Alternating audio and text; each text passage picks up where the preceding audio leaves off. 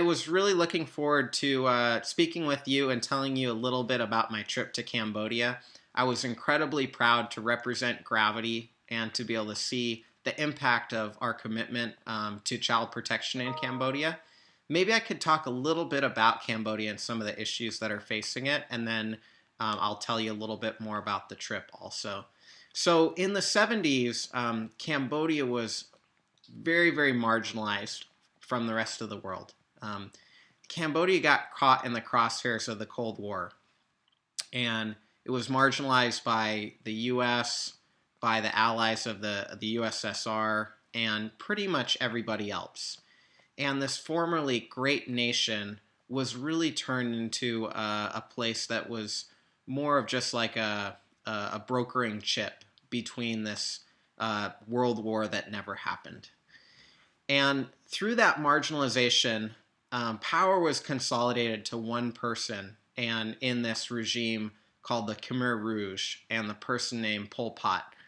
And when he had this consolidated power, he used it to further consolidate power by actually murdering all of the smartest and brightest people in Cambodia. Anybody that had glasses or could read or could speak a foreign language was ordered to be murdered. This was roughly 25% of the population, and estimated between 2 and 3 million people that were murdered during this time. And this was in the 70s. It really wasn't that long ago. So there's a lot of trauma in Cambodia, and that leads to a lot of the problems that we see today. There's a very unhealthy and disgusting superstition that by having sex with a young virgin, a young girl as young as 10, 11, 12, 13 years old, you can become more successful, more vivacious, and it's a really discouraging thing to think about that there's this superstition out there. But we saw this, and so as a result, there's a huge demand for child trafficking. Not only that, but on the supply side, there's a huge amount of economic inequality in Cambodia. The average person in Cambodia lives off of just $2.50 per day. Yet when I was in Cambodia, I saw Lexus, Mercedes-Benz, and BMW all over the street, and mansions that you wouldn't believe. So in Cambodia, there's just such a huge gulf between the haves and the have-nots that it creates a situation where the poor are exploited. And if you have a medical emergency or you get into debt, you're willing to do some desperate things. Some of those desperate things that some Cambodians have been forced to do is kidnap a relative and sell them into either sexual or labor slavery, sell your daughter into slavery, into sexual slavery to be a prostitute. I know that sounds unthinkable, but it does happen there. And even a young girl that decides, I'm the only thing that we have so that my father or mother can pay this debt or get the medical treatment so that they don't get murdered or go to prison, and I'm willing to make that sacrifice to become a prostitute at 12, 13, 14 years old to prevent that from happening. And the other thing is you see a lot of boys on the street whose parents need them to go earn an extra dollar per day to make the finances work for the family, and typically a homeless family. And so the boys will work for a gang or deal drugs or pickpocket or beg or do any number of these things that are obviously very negative things that you wouldn't want your son or daughter to be doing.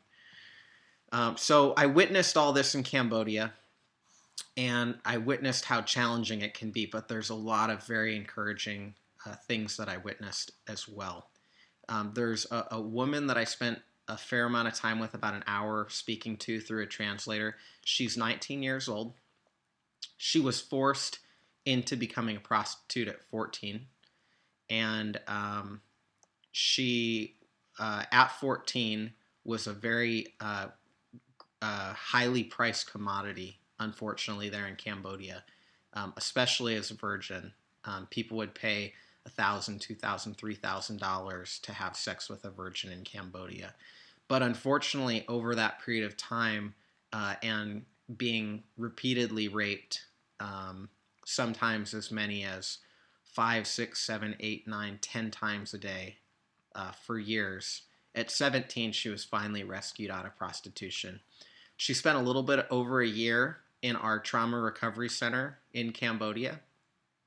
And after getting out of the trauma recovery center, she worked to acquire a coffee shop, which she had for a little bit, but through some unfortunate circumstances, she actually lost the coffee shop. So she's working in a fishing business to hold things over, and she has a dream to one day again own a coffee shop that she can have.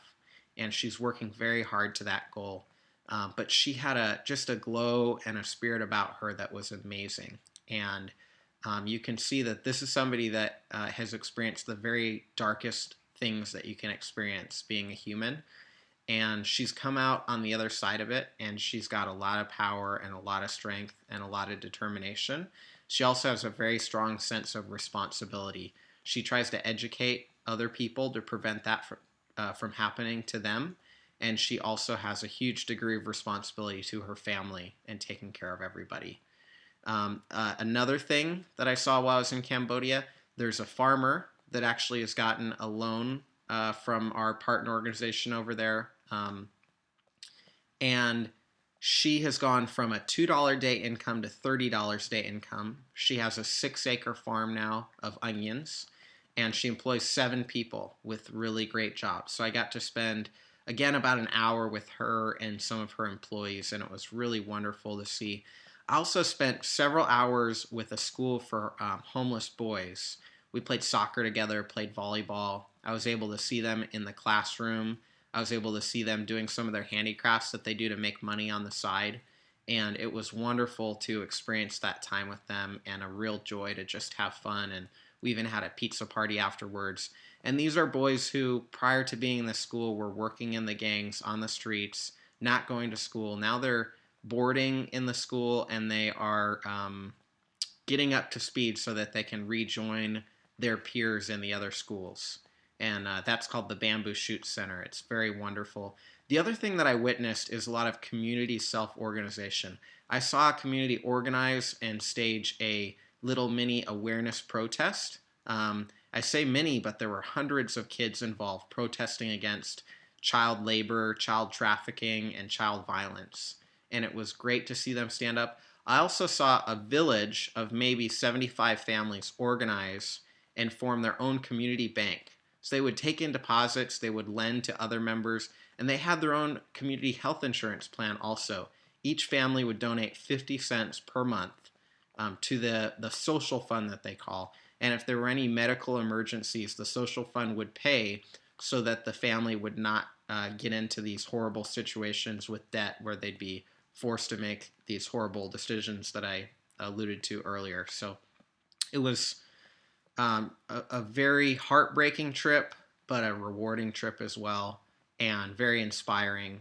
And I'm ready to go out there here at Gravity and do my absolute best to succeed and to continue to serve our customers, which is really the number one way that we make an impact.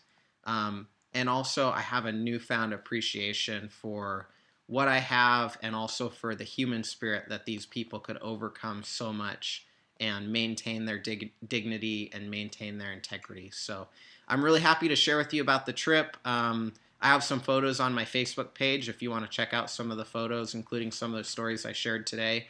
And really appreciate the opportunity to serve with you and to represent you in Cambodia.